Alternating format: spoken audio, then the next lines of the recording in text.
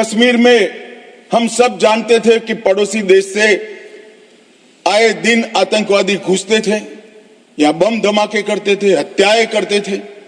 एक भी त्योहार ऐसा नहीं होता था जो चिंता के बगैर जाता था।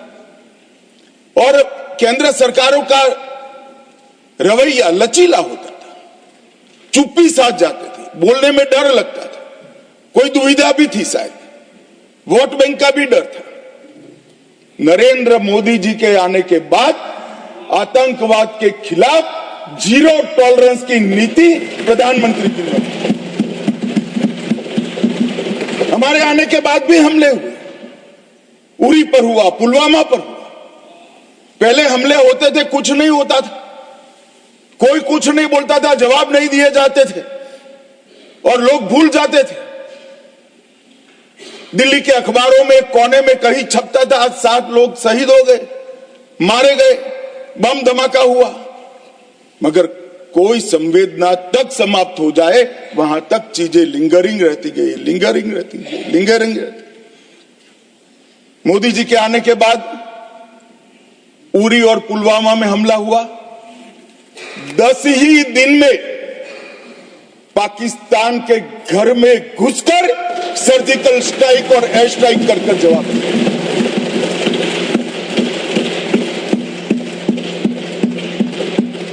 पूरे दुनिया में 2 ही देश ऐसे थे जो अपनी सीमा और सेना की सुरक्षा के लिए हमेशा सम्मान के साथ तत्पर रहते थे, इजराइल और अमेरिका। वो 2 देशों की सूची में मेरे महान भारत का नाम जोड़ने का काम नरेंद्र मोदी, और वहीं से शुरू हुई आतंकवाद के खिलाफ जीरो टॉलरेंस की नीति।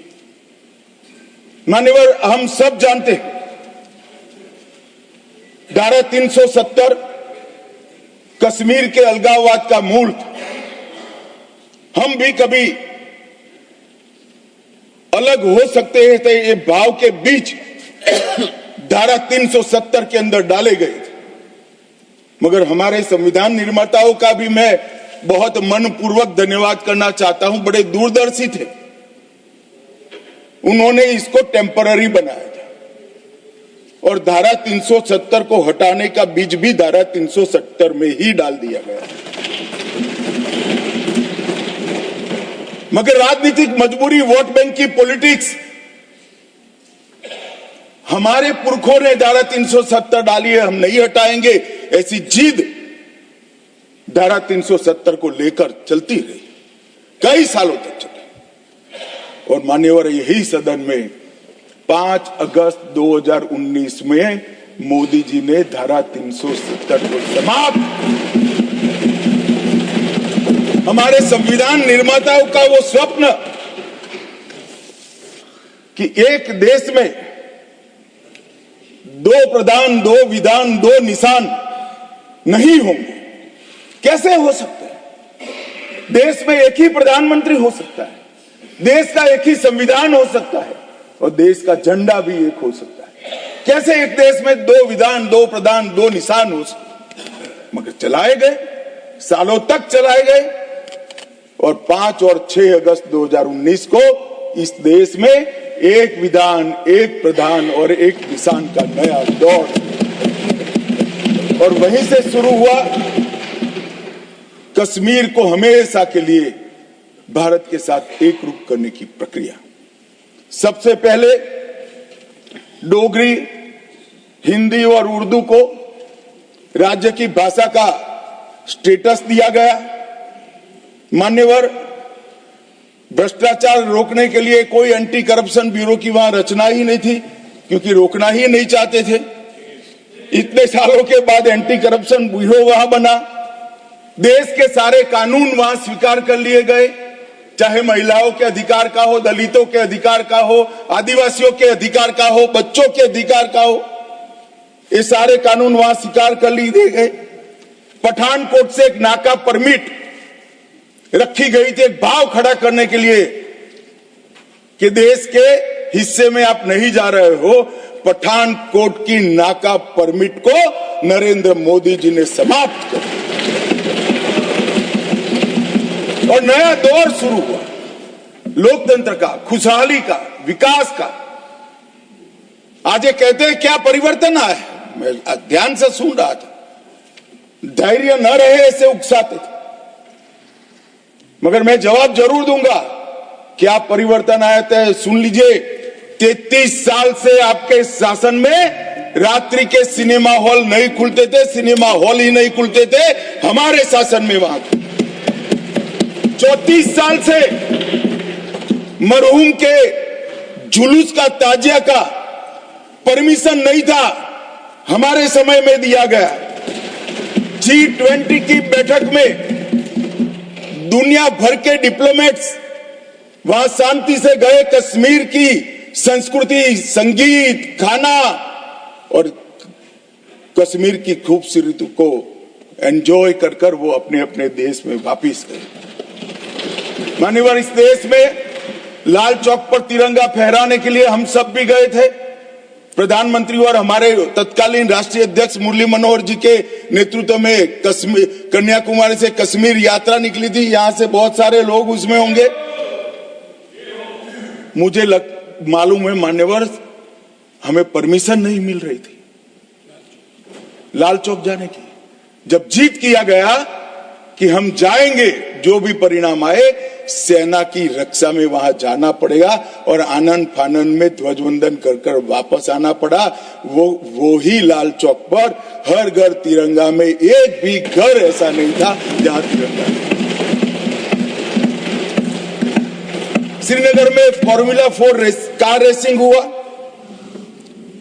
वही लाल चौक पर कृष्ण जन्माष्टमी का महोत्सव रंग चंग के साथ मनाया गया। मां शारदा देवी के मंदिर में दशकों के बाद दीपावली और सरस्वती पूजन हुआ।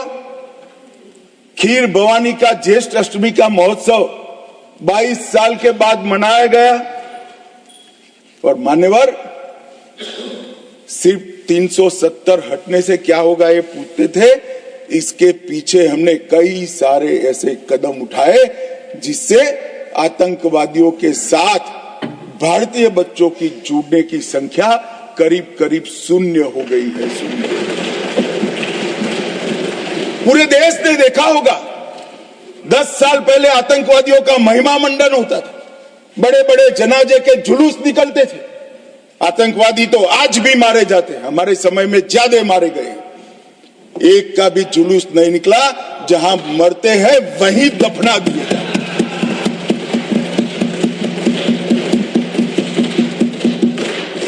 कोई आतंकवादी बन जाता था, उनके परिवारजन बड़े शौक से सरकारी नौकरी करते थे, तंत्र चलाते थे। हमने ढेर सारे आतंकवादियों के रिश्तेदारों को रूथलेसली सरकारी नौकरी से निकालने का काम किया और एक कठोर संदेश। बार काउंसिल में उनके समर्थक बैठे थे, केस नहीं कर सकते थे, हड़तालें हो जाती थी। जो समर्थक बैठे थे वो सभी या तो दिल्ली की जेल में है या श्रीनगर की जेल में है। मान्यवर,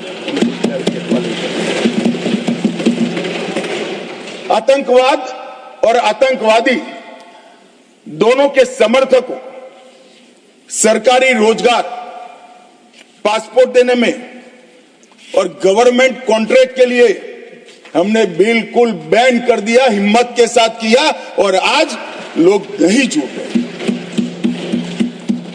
और इसका परिणाम क्या हुआ मान्यवर? ये कहते हैं क्या हुआ 370 से। मैं आज हिसाब देने आया हूं क्या हुआ 370 हटाने के बाद। 6 साल हो गए मान्यवर। 2004 और 14 दोनों के बीच में जो कुल घटनाएं थी टेररिज्म की, 7200 से 17 से घटकर 2242 तक। मैं 10 साल की कहता हूं, अंतिम 6 साल की नहीं कह रहा। मृत्यु टोटल जो था उसमें लगभग कुल मृत्यु में 70% की कमी आई।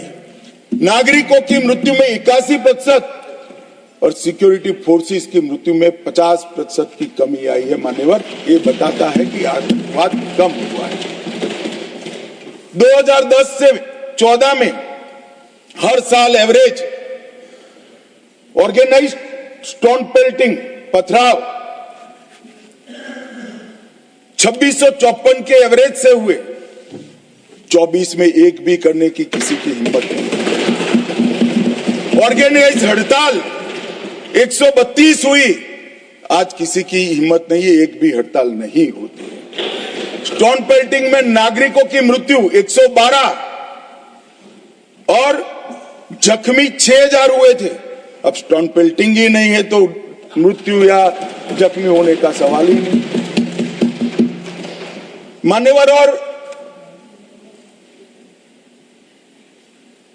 इन कांग्रेस के शासन से किसी एक साल को पीक कर सबसे कम आंकड़े और भारतीय जनता पार्टी के शासन के एक साल में पीक कर सबसे कम आंकड़े इकट्ठा करते हैं